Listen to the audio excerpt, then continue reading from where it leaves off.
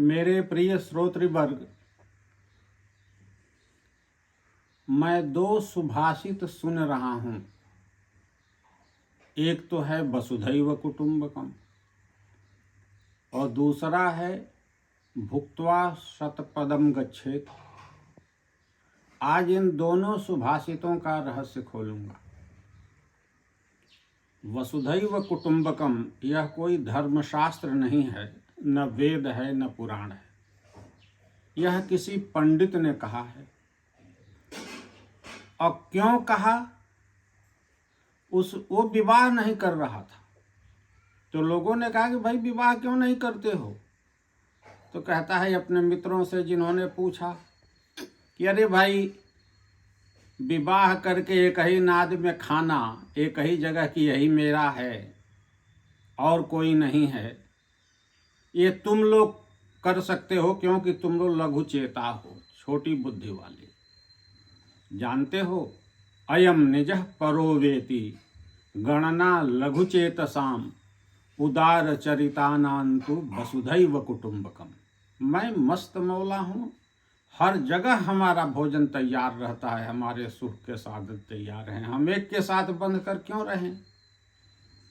अब वसुधैव कुटुंबकम जो लोग कहते हैं, कहिए ना अपना एटीएम कार्ड मुझे दे दें, आप 4 अंकों वाला कोड नंबर किसी को बता दें। वसुधैव कुटुंबकम तो मानते हो तो सब पीछे हट जाएंगे। यह किसी पुरुष पंडित का कथन है और इस आशय का में कथन है। और कोई महिला भी ऐसी थी, उसने भी संस्कृत पढ़ा था और वो भी विवाह नहीं करती थी। तो उसकी सहेलियों ने पूछा कि तुम विवाह क्यों नहीं करती हो? उसने जो कहा वह भी सुन लीजिए। वो वेदांत सुनाती है। ब्रह्मैव सर्वमिति वेद विदो वदन्ति तस्मान्न मे सखि परापर बुद्धि भेदः जारे तथा निजपतौ सदृशोऽनुरागः व्यर्थम किमर्थमस्तीति जना वदन्ति। देखो, तुम लोग मुझे कहती हो कि मैं विवाह करके एक के साथ रहूं। तुम लोगों ने वेद नहीं पढ़ा है, नहीं सुना है? अरे ब्रह्मैव सर्वमिति वेद विदो वदन्ति। वेद के विद्वान कहते हैं कि सर्वम खल्विदम ब्रह्म, सब ब्रह्म है।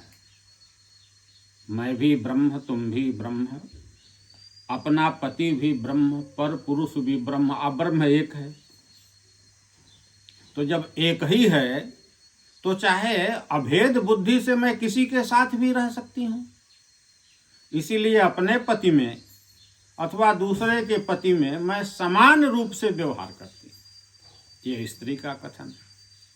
और इसी अर्थ में वसुधैव कुटुंबकम यह है। न यह वेद है, न धर्मशास्त्र है, न पुराण है। यह दो के अलग अलग कथन हैं। और देखिए, पशुओं में भी यह व्यवहार होता है।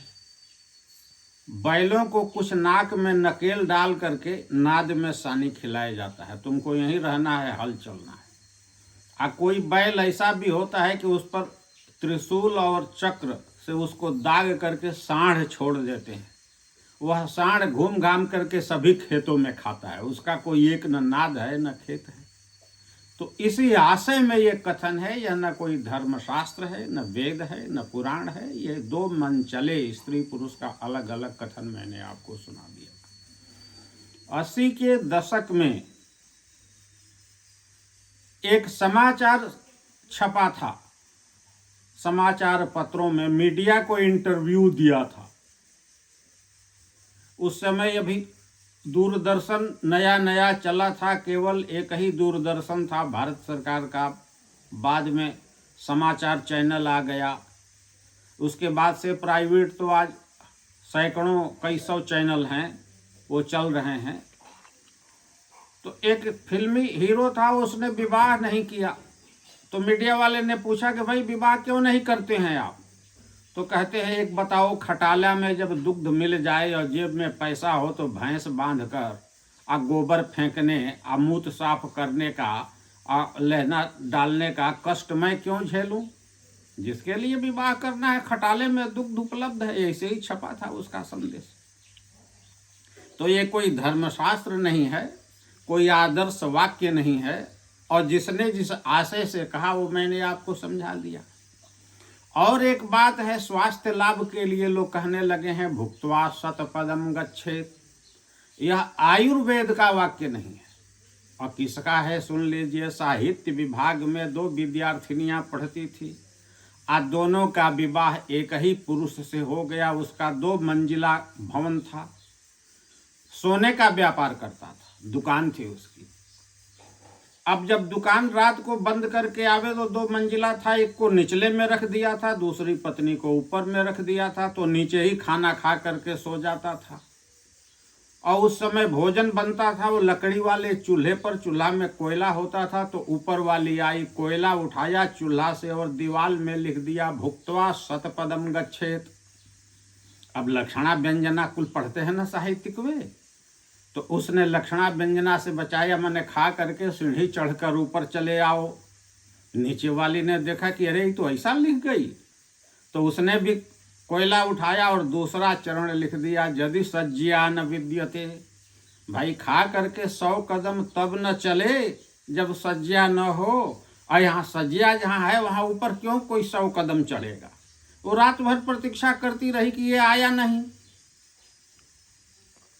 तो आई सवेरे क्या बात है, क्यों नहीं आया। तो देखा श्लोक तो हमने लिखा है, तो कहा अच्छा इसने दूसरा चरण लिख दिया यदि सज्जिया न विद्यते। फिर उसने उठाया कोयला और तीसरा चरण लिख दिया सज्जिया शायी भवेद रोगी, मैंने खाकर सज्जिया पर सोने वाला रोगी हो जाता है। तो नीचे वाली ने देखा ये ऐसा लिख गई, तो फिर उसने कोयला उठाया और लिख दिया यदि भार जा न विद्यते। अब देख लीजिए अनुष्टुप छंद में संपूर्ण श्लोक बन गया भुक्त्वा शतपदम गच्छेत यदि सज्जिया न विद्यते सज्जिया शायी भवेद रोगी यदि भार जा न विद्यते। पछाड़ मारा नीचे वाली ने ऊपर वाली को। तो ये कोई आयुर्वेद नहीं है। आप लोग खाकर थोड़ा सा लेट करके कोई काम में जाएं, आपका हेल्थ ठीक रहेगा। खाकर आप लोग घूमें नहीं। अधिक से अधिक इसको लाइक करें, अपने अपने फेसबुक पर और ग्रुप में शेयर करके सभी को यह बात बता दें। न यह आदर्श वाक्य है, न यह आयुर्वेद का श्लोक है। धन्यवाद।